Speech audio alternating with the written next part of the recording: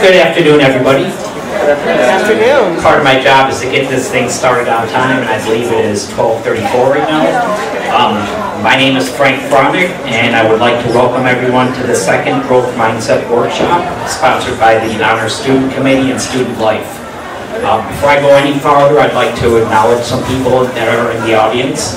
First, Dr. Jones, who is the District Director of the Honors Program.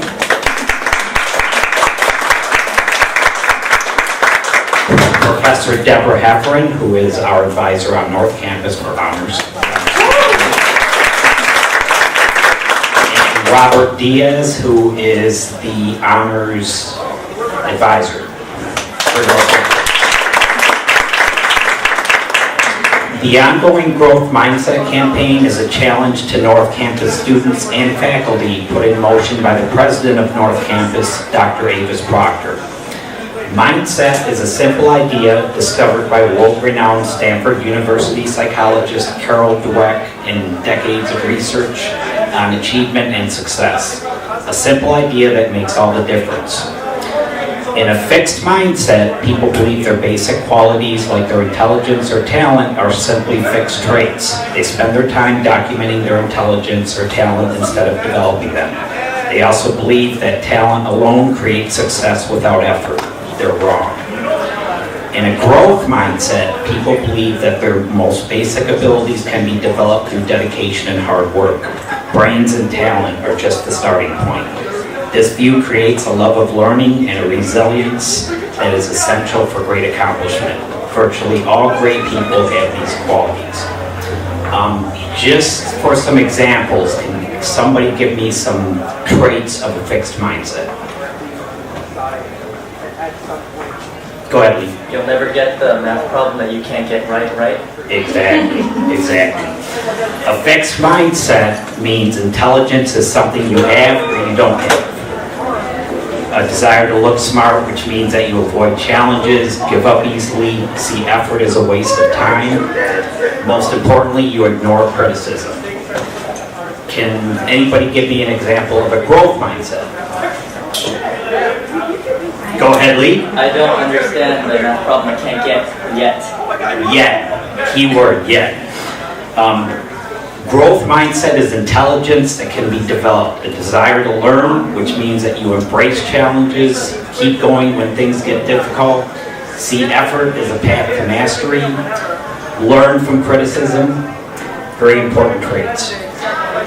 You will soon realize why we chose our first speaker, as she is really living and working in a growth mindset.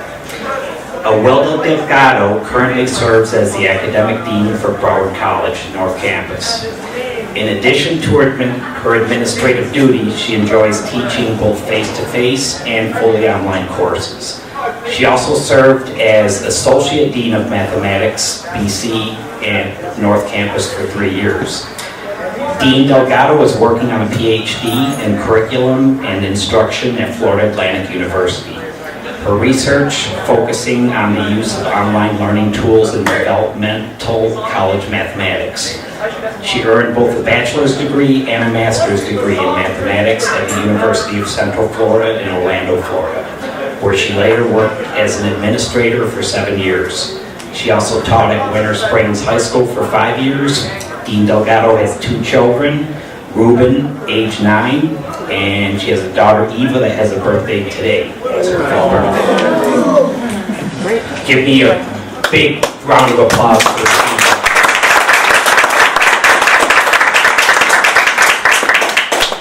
Having me, and if Ava was here, she would announce her birthday as well. She's been counted down since her 4th birthday. She turns 5 today. Thank you for having me here. It's a real honor to talk to students and to other staff and faculty from North Campus. I'm going to give you a little brief talk about the growth mindset idea, and then I hope to leave some time for us to have some questions and do a little give and take. I think that's really important in a forum like this.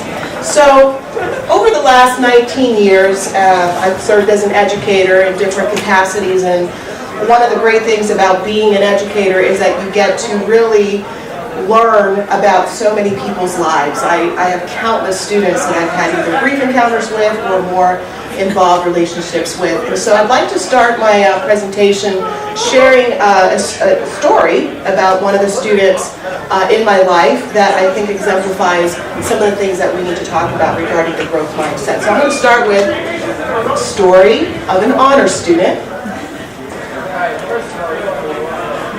Maybe, perhaps.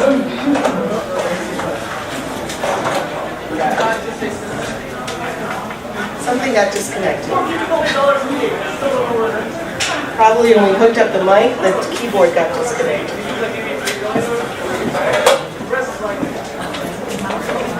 The mouse is moving? Yeah. It's not clicking. Yeah, there you go. It's not amazing. That's not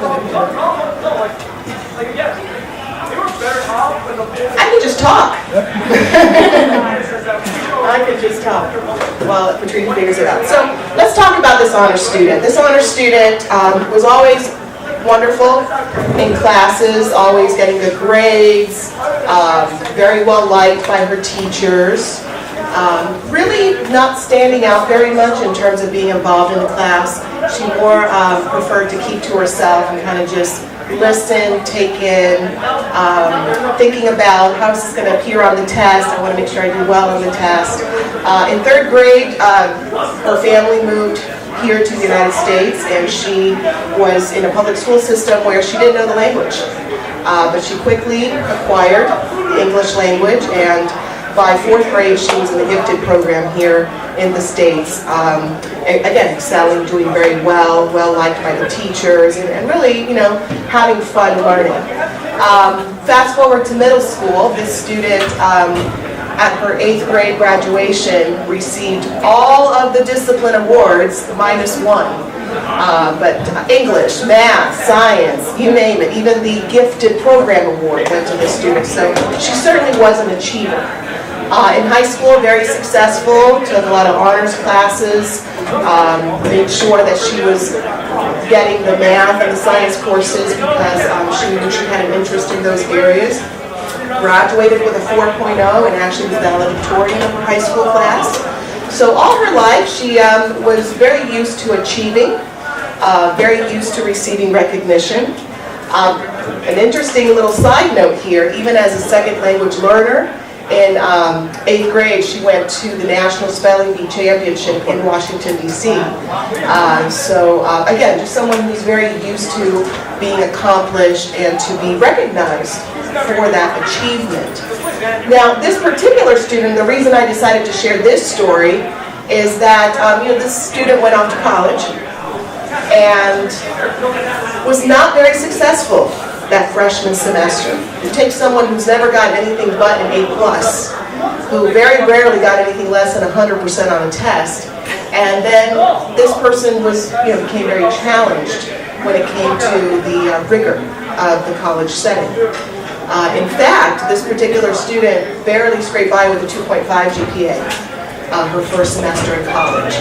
And she was in the honors program at the university, and at the end of that first semester had to go to the director of the honors program and say, I don't think I'm cut out for this. For some reason, I've been living under this illusion that I've been an honors student all my life, and I guess realities hit me that maybe things were a little bit too easy for me, and now that the rubber meets the road, I've come to realize that, this is not who I am. I'm not an honors student. I'm an average student that somehow made it through an easy system.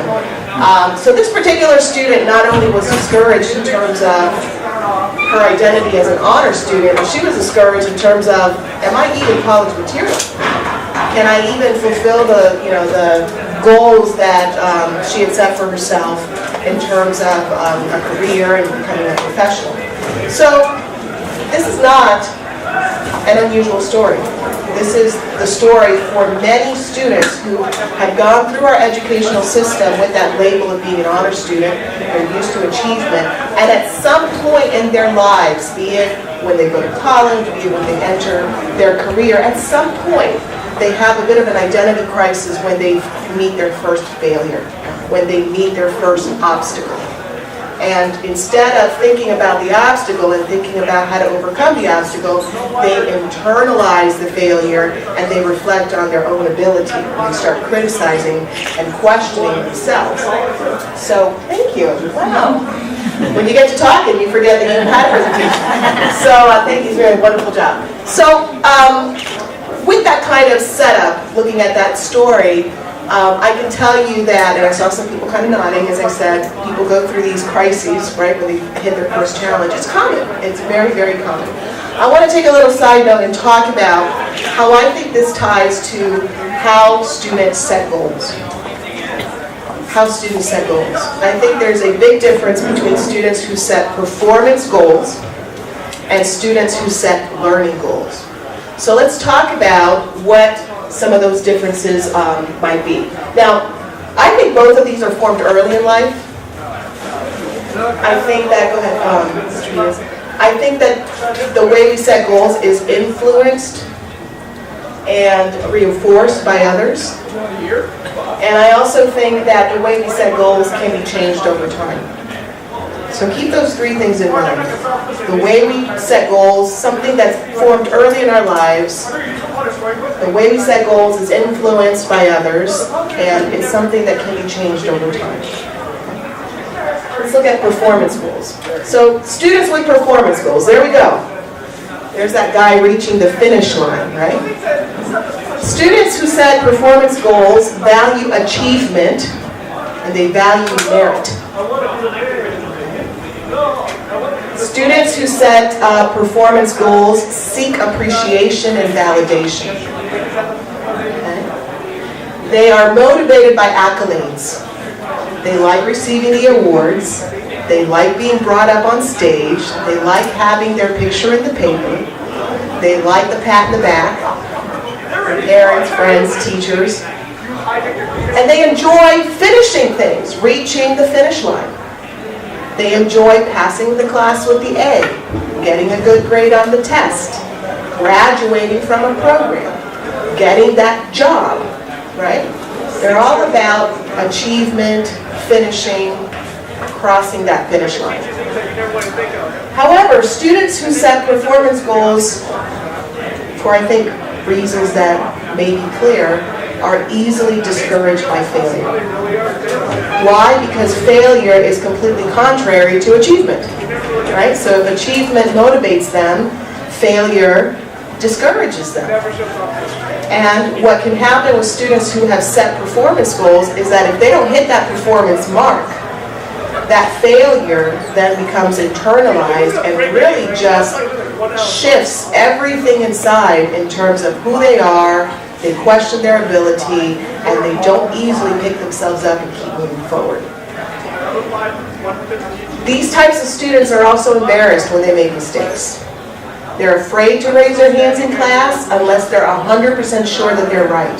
If they're 100% sure they're right, they're like doing this. Why? Because they want to let everybody know they know the answer.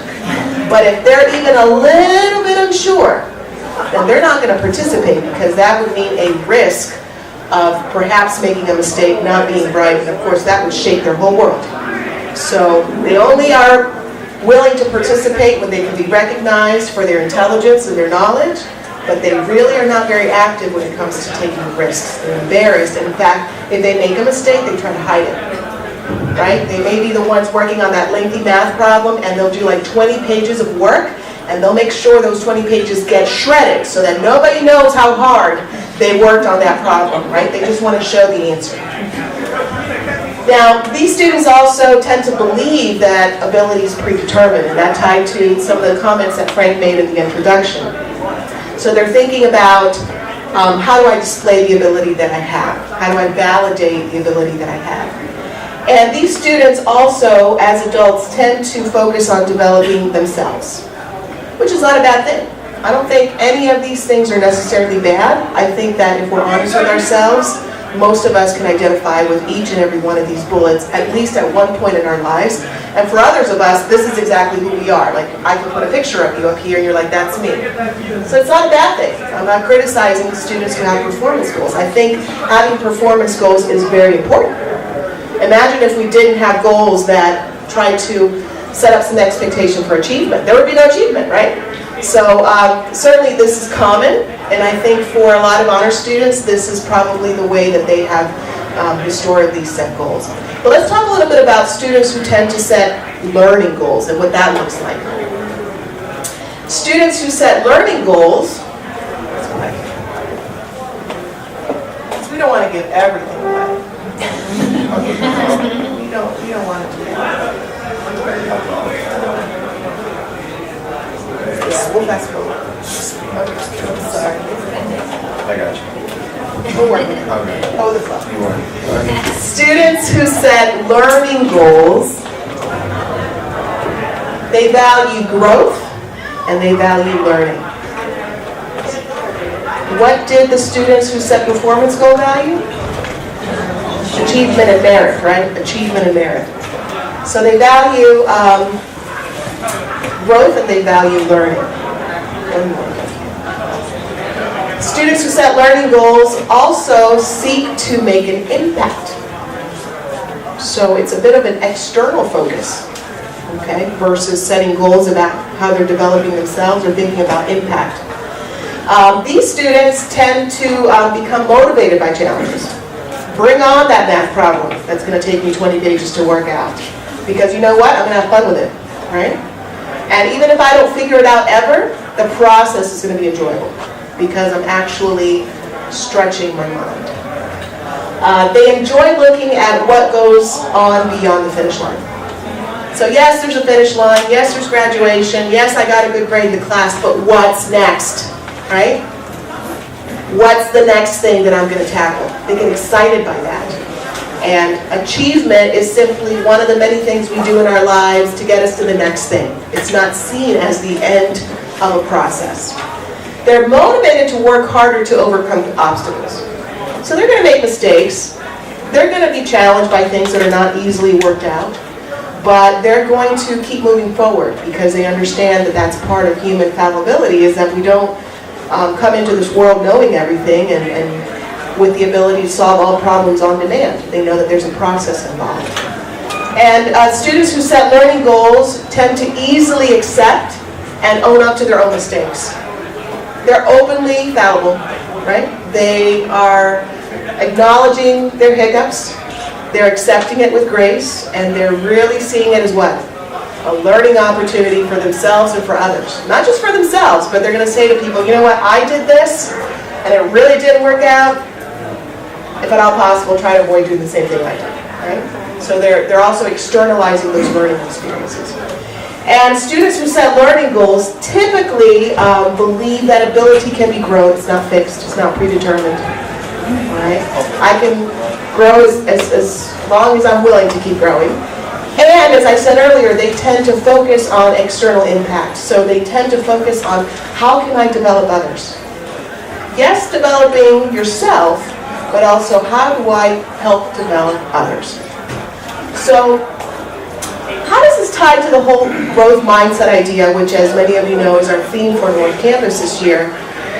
I think there's a direct tie. If we look at some of the descriptors here on the left for the fixed mindset, people who have a fixed mindset tend to think that intelligence is static, it's fixed. It leads to a desire to look smart, right, to get validation, accolades, and therefore they have a tendency to avoid challenges because challenges mean what? Risk of failure, right? I may not get it right. I may not do this in a way where people come to me and congratulate me on what a good job I did. There's risk involved. These people also have a tendency to give up easily. If it's too hard, I'm not doing it. Let me find something else that I can get recognized for. And they also see effort as something that is undesirable. They don't want people to see them work, because work means, well, I didn't know it to begin with, I have to work at it, I must not be intelligent. So they have this kind of flawed perception of effort, where effort really is something that all of us have to engage in order to move forward. So they have that kind of negative spin on what effort actually does. People with a growth mindset, however, I know it says, people with a growth mindset, however, believe that intelligence is expandable, right? Intelligence is expandable, it's not fixed. If I want to keep learning for the rest of my life, then that's up to me. I can do that. Because they have this kind of open-mindedness, they're more willing to take risks. They're going to raise their hand, even if they're only 30% sure of the answer. Why? Because they want to be engaged in the discussion. If they're wrong, maybe they could talk about why you thought of that idea, and maybe there's like a tie that actually leads to a really deep discussion. They're going to not be discouraged by failure. They're going to seek challenges, in fact. All right? They know that if they want to increase their chances of doing good, they also are increasing their chances of doing not good, but that's okay. Right? You get out there and you do things. And they tend to see effort as a path to mastery. So effort is actually valued. All right? So going back to the student I started my conversation with, Mr. Diaz, if you can take us there. Forward, I think. The student from our story earlier. So what happened to her? I told you she was, a wonderful student up until that first semester in college. Had some difficulties there, struggled with that first semester. Was she successful? What did she do about it? And how does this tie into this whole conversation about goal setting and mindsets? So she did go on to graduate from the university. So that was one achievement. She graduated, which means she finally got her GPA back up and was able to get the degree. And she did so with university honors. She graduated from the honors program. So that's a good thing, right? That's a good thing. This particular student actually went on to become the director for the Honors College at the university. Okay, so she went to the director one day to say, I don't even think I'm an honors student. I don't even think I belong in college. Somehow turned it around, graduated with honors, and then went on to become director of that honors college. She was able to pursue her passion for teaching mathematics. That had been her goal all along. And she has spent her time since focusing on helping students form lifelong learning goals. In fact, in her teaching, she actually starts out her classes talking about the difference between setting performance goals and learning goals for that class, and hopefully having that translate into the students moving on into their other coursework and into life. And what else has she done? Well, she now serves as the academic dean at Broward College North Campus.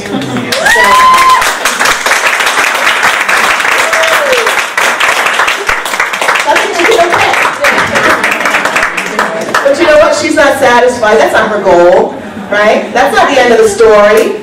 That's just another blip in a very interesting journey. And not satisfied with having gotten there, right? You're still on a journey to go someplace, and you still have lots of work to do and lots of people to influence and lots of people to tell your story to.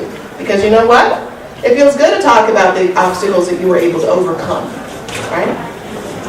Now, I brought with me some lasting notes, and then we'll open up for some questions. These are things that I wrote down at our dean's meeting this morning as people were talking.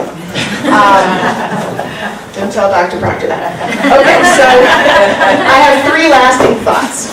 The first is, believe in your potential, but acknowledge your fallibility. Because you can only increase your potential by overcoming your fallibility. Okay? The second is, focus on your personal growth so that you become armed to have a greater impact on others. So develop the self so that you can invest in developing others. And finally, reaching the final destination makes up a single moment. You know, you plan a wedding for 2 years and then the wedding comes and goes and it's over. It's one moment, right? You get the job that you think is the pretty good job, but then you get it and the moment's over. You know, you get that A in that class, and once you see it on your transcript, that moment is over. The journey makes up a long series of wonderful moments. Right? So embrace the journey. In fact, I just turned 40 in December, and I had a lot of family gifts and massages and things I still haven't been able to use because I have no time. But one of the gifts that I got was from my younger sister. And she got me this bracelet that I wear just about every day, and it says, "Embrace the journey." And I wear it no matter what outfit I have on because I really believe in the message. It's about those moments. This moment, right? This moment right here is a special moment. I prepared for it. It's going to come to an end. But I hope that it translates into a lot of additional moments with you. And additional moments that you can share with each other, right? And that you can take with you and just kind of as a tree does, with the whole growth mindset idea, that you can go out and just really take it wherever you go. So with that, I'll open up to any questions or comments. I know we have another great speaker, so I don't want to cut into that time, but anything for the good of the cause.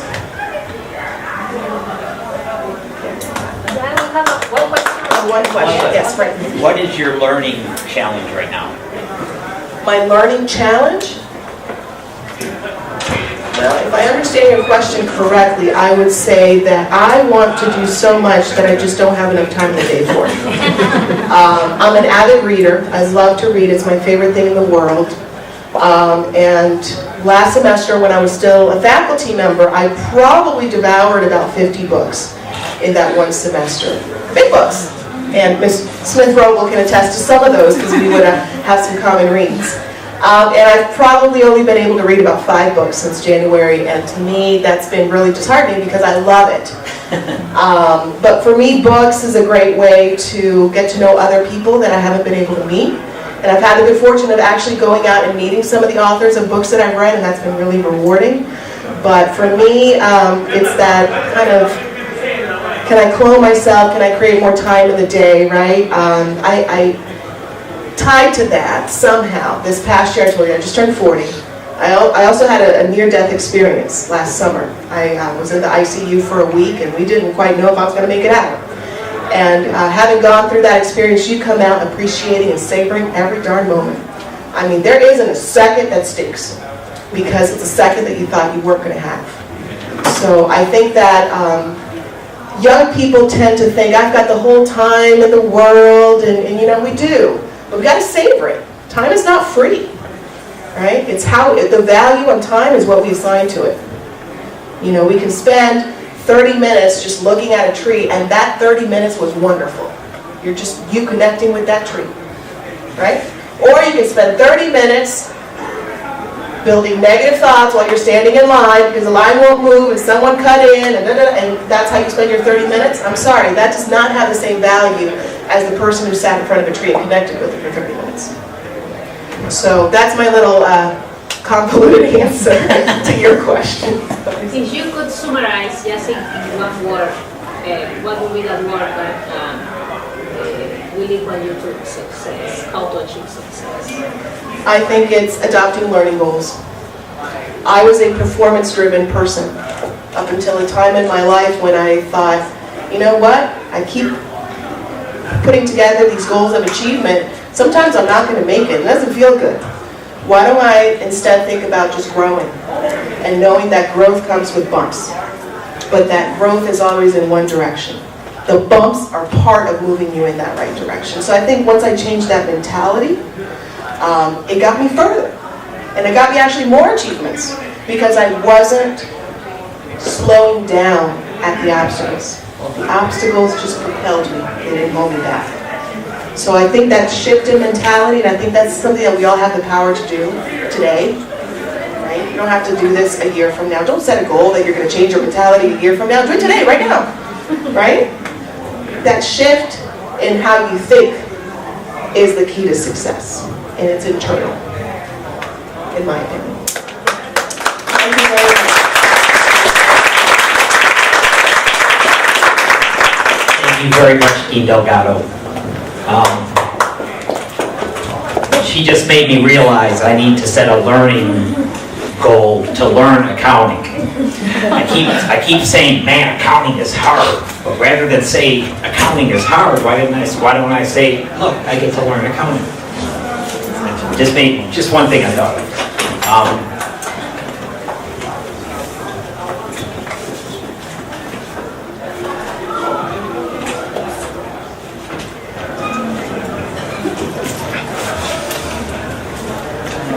Jones, could you come up and give the certificate of appreciation? Sure. Dean Delgado. Absolutely. I was like, you're going to make me speak. Well, we have a wonderful certificate of appreciation to Dr. Delgado for speaking today. So Excellent, thank you guys.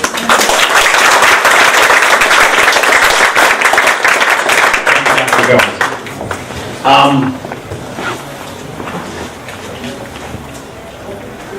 A couple people that snuck in during our last speaker. I'd like to acknowledge Alicia Roble, student.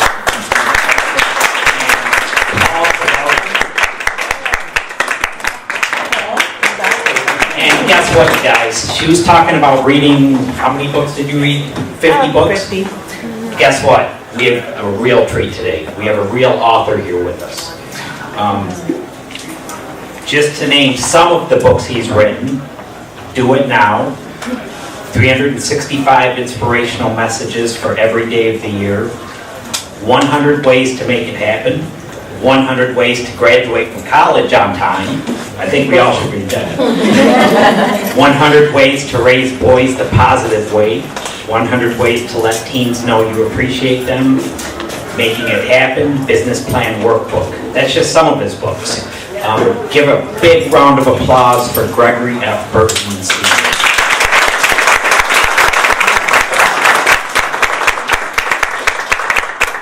How's everybody doing? Doing well? Thank you very much for being here today. It was really an opportunity to be here, and for you to be here today is no accident. Did you hear what I said? For you to be here today is no accident. I was looking very forward to this moment. What I want to do is, I want to ask you a series of questions, and as I ask you these questions, if the questions apply to you, all you're going to do, you're going to get your exercise. You're just going to politely, you're going to stand up and you're going to sit back down. You're going to stand up and sit back down. Because when I work out, there's a workout that I do. I have the weight and then I squat. And I do quite a few of those and I get exercise. So here's a sample question that I'll ask. And as I ask the question, we won't talk. Okay? So here's the question. Please stand up silently if you've had fast food restaurant within the last week or so. Thank you. So got it. Here are the questions right now. Please stand up silently if you were born outside of the United States. Thank you. Please stand up silently if you were born in the United States. Thank you. Please stand up silently if you are an only child. No talking, thank you. No talking, thank you. Please stand up silently if you know of a relative that has ever been incarcerated.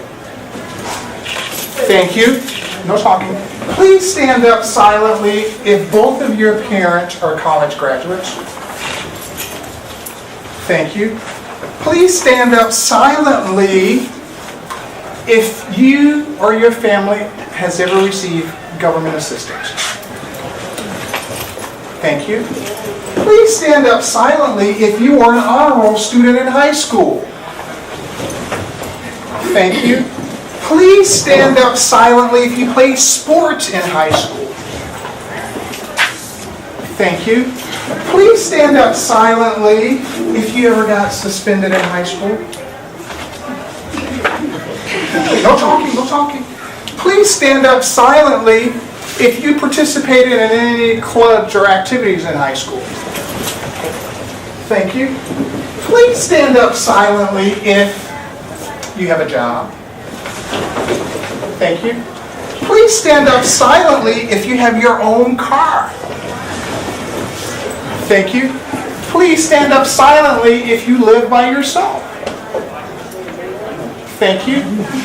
Please stand up silently if you know of a person who drinks beer or alcohol. Thank you. Please stand up silently if you have a relationship with God. Thank you. I want to personally, from the bottom of my heart, thank you for participating. Because here's the thing, you didn't have to do that, but you did. And so here's the thing that I want to talk about for the next few minutes. As I was asking you those questions, I was able to glean a lot from this group based upon the questions that I asked. Somebody in here, their parents both are graduates. There are some of those questions that I asked you that you have no control whatsoever of. But there are some of those questions that I asked you that you, all of us, have control of those questions. Government assistance. Interesting. Knowing somebody who drinks beer or alcohol. Very interesting. Your own place, that you live there by yourself.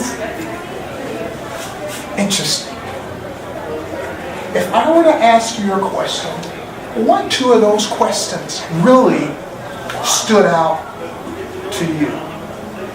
Think about it. What two of those questions that I asked you stood out? Because I will share this with you. All of those questions that I asked, I've experienced. Those were challenges for me. I'm 51. Challenges. I have siblings who are incarcerated. My mom cried over and over again at night. And I'm saying to myself, man, I don't want mom to experience that. I want her tears to be happy tears for me. So I use that experience, that challenge that affected the entire family, to say, I'm going to use that differently to improve not only me, but make my mom proud of me. And the person who stood up to say, the two people or several people who stood up to say, I'm an only child, there were 10 in my family. 5 boys, 5 girls. I'm number 8. But here's what's interesting. Number 8 was the first to graduate from college. So how come number 8 out of the 10, 5 boys, 5 girls, was the first to graduate? Gregory is Latin for watchful and astute. So those first 7 siblings, I watched them a lot. I saw what they did and they did not do. I said, you do this when mom is working. You do this when mom is working. Single parent mom. So you guys are doing this. And so today, when we're all together, they'll laugh at me a lot because they say, man, you didn't do this, you didn't do this. You know why I like to look good? Do you know why I like to dress nice? Because when there are 5 boys and 5 girls, and you're number 8, and you're the 4th boy, you get hand-me-downs. I didn't have a choice. Guys, are you serious? I gotta wear these? I get to class early because I have high waters, and I'd be the last one to leave because I didn't want to be embarrassed. So now the way I dress, everything is categorized. I go through all of the shirts, and it'll take me about 100 days, and then I'll start all over again. And I know when I've worn everything. But you talk to my siblings, and they'll laugh, and they'll go, yeah, that's how he is. My dad, he died when I was 7. So I didn't know what it felt like to have an adult man in your life. But there are men placed in my life athletically and academically to help me along the way. I'm a dad. I have 3 sons. 23, who's a senior at FAU, 13, and 10. And so I'm able to pour into my 3 sons all of the things that I wish I had growing up. Our 23-year-old is a senior at FAU. He's the president of a club. Our 13-year-old and our 10-year-old, for the last 5 years, we've been homeschooling them. If you are a minority, stand up. Minority male, stand up. Minority male, stand up.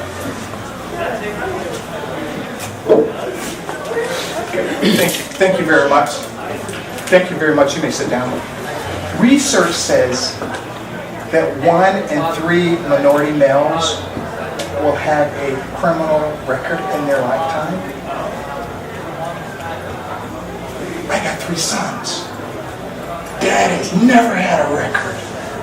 I'm living the life and trying to be the role model where my boys will pass over them because of the decisions that they make.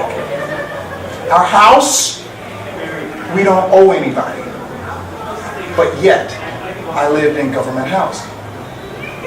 Wife was an entrepreneur, sold her business a few years ago. I've been an entrepreneur for the last 14 years. You see the challenges? You see what intricately motivates you to get to where you want to go? Research says that if our boys are accustomed to their parents who are entrepreneurs, 9 times out of 10, our boys will grow up to say, I'm an entrepreneur.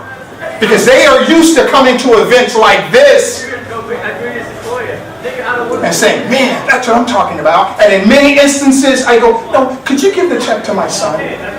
And then I go, hey guys, how long was Dad there? Dad, you were there only 4 hours? And you, oh, this is great. That's what I'm talking about. I go, yes. But I go, hey guys, that 4 hours, I work hourly, you know. So hold on, Dad. All of this goes to the company, yes, but I work hourly. But who owns the company? Oh, Dad, I forgot. Oh, yes, that's right. You do own the company. You see, it's all clicking. It's all registering. Those questions. Challenges are constant. Challenges are never ending. So right now, I'll ask, what's a challenge for you?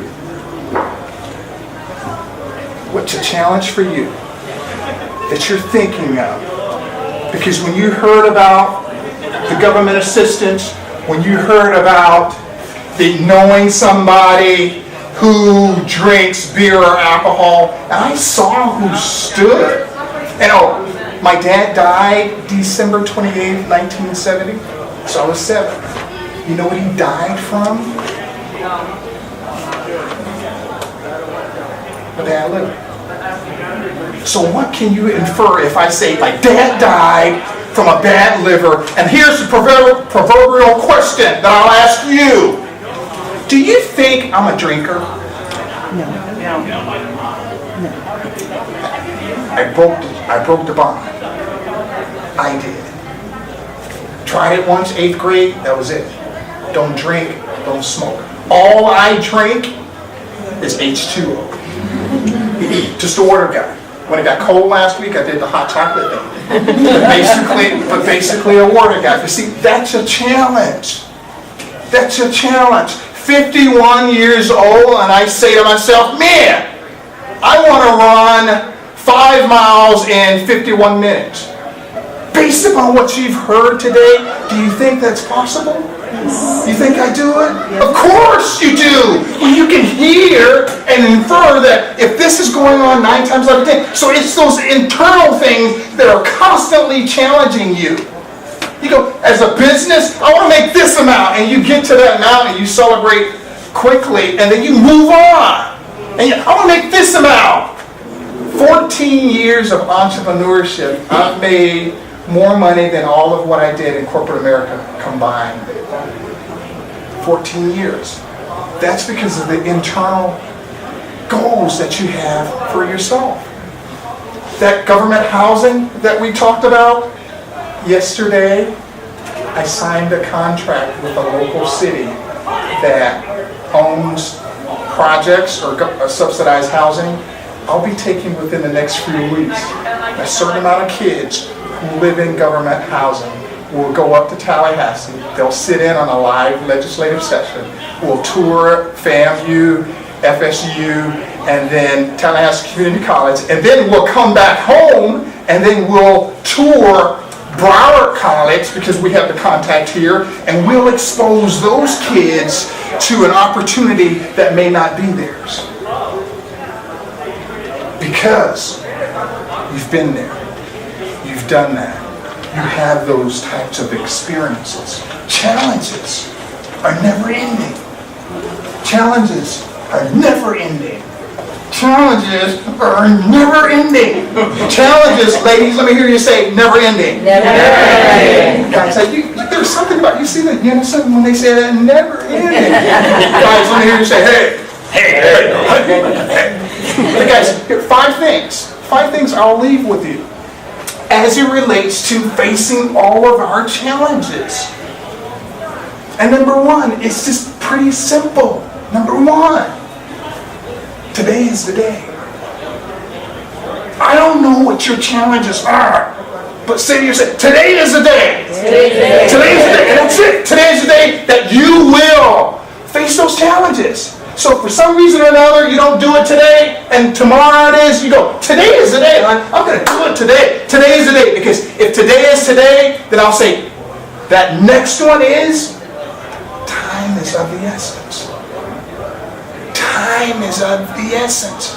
Because you don't know how long you have on this planet. You don't know. That third one. Change takes time. So I don't know what your challenge or challenges are, but if today is the day, time is of the essence, I'm just here to tell you that it's going to take a little time.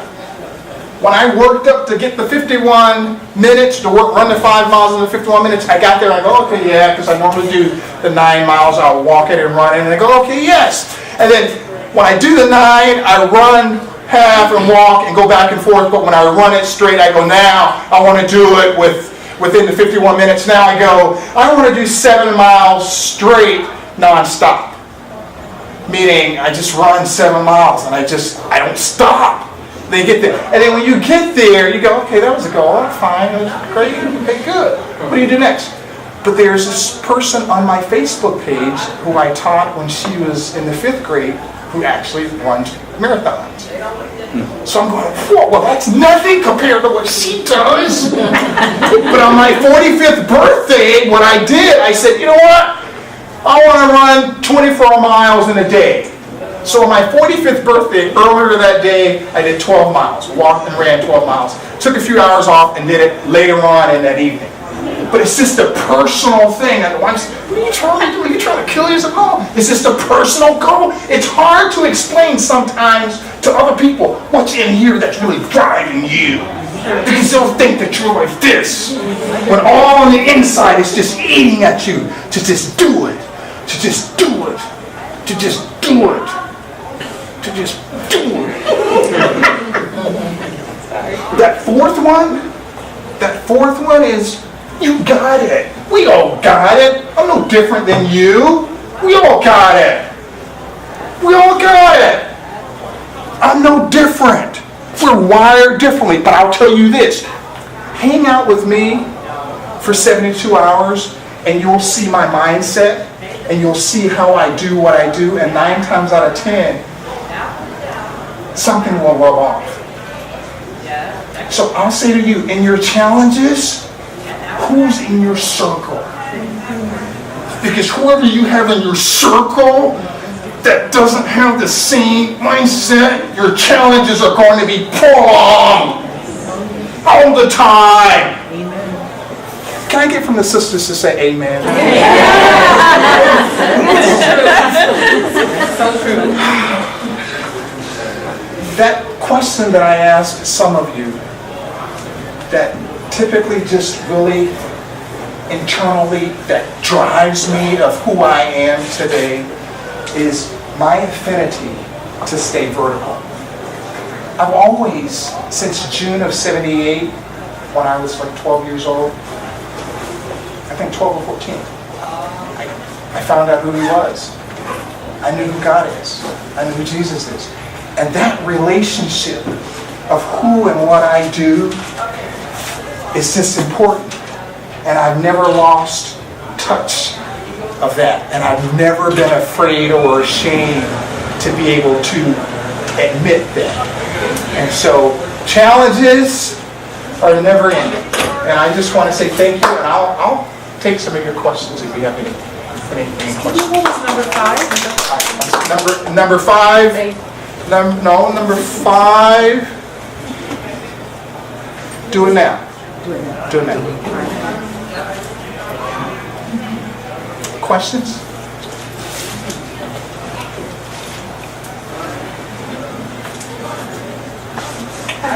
Yes, ma'am. As a parent, because you are the way you are with your children. Do you? How should I say this? Because a parent is a parent. Parent is a parent. We want our children to exceed more than we ever have. But do you give them goals, or do you allow them to set their own? I do currently right now, you know, the average student when they leave college will end up with a debt of about $25,000 to $30,000. When our senior leaves, his balance will be zero. Because right now, some of the colleges and even the universities, when you have your payments and things of that nature, they now give you internal, they've realized that we can make money off the student. And so they'll say, we give you several options to pay it back. And so my son will say, Dad, this is what I want to pay, and he gets the options, and I do an 80-20 split.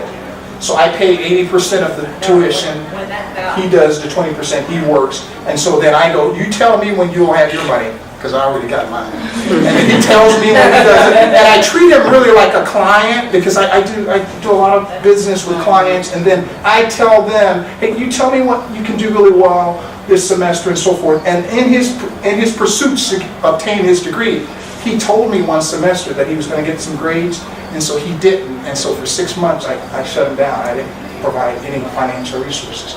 And that was one of the most difficult decisions as a father, but as a man, we did this, but as we talked about it, he said that was the best decision because it really taught him something.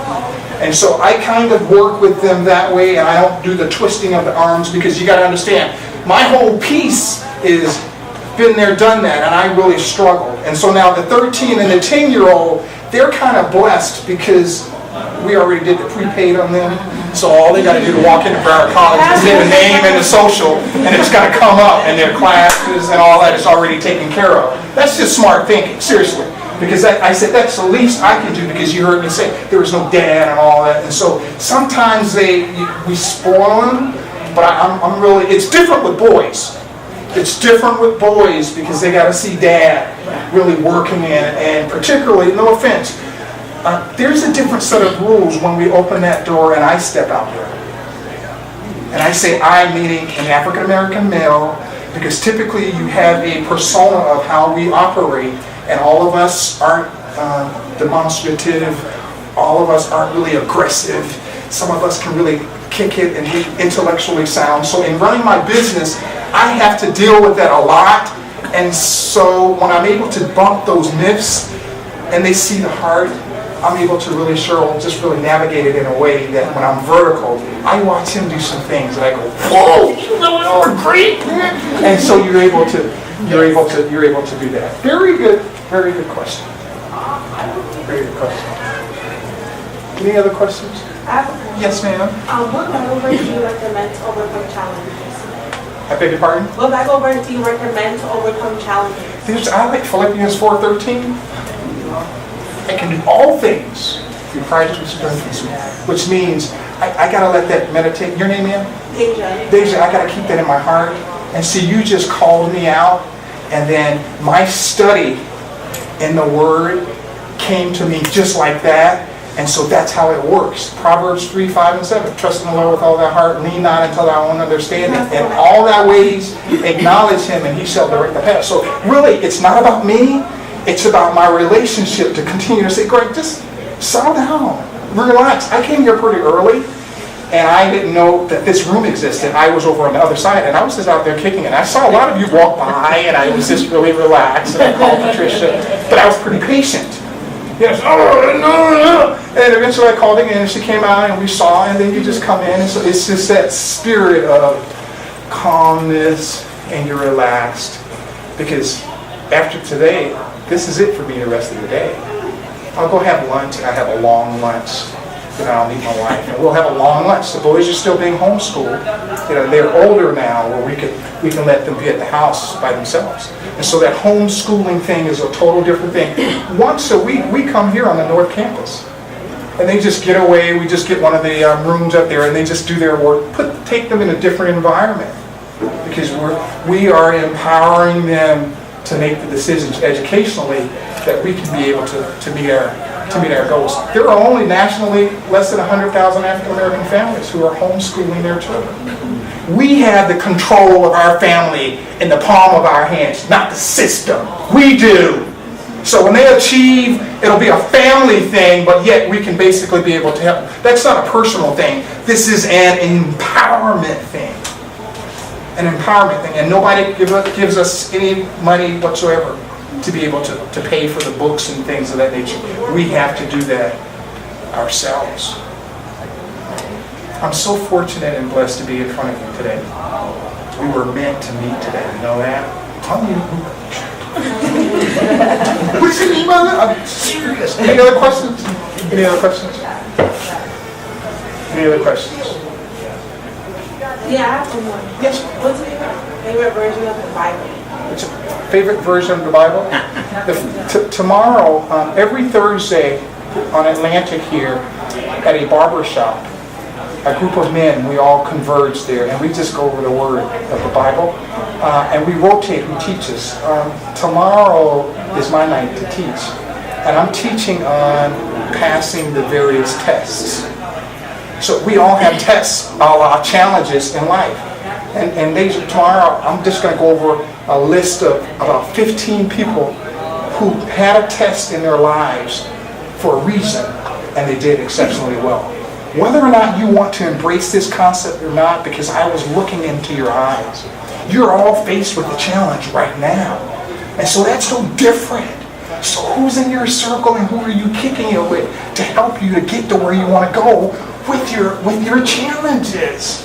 And so what helped me along the way, I never asked to be rich or famous.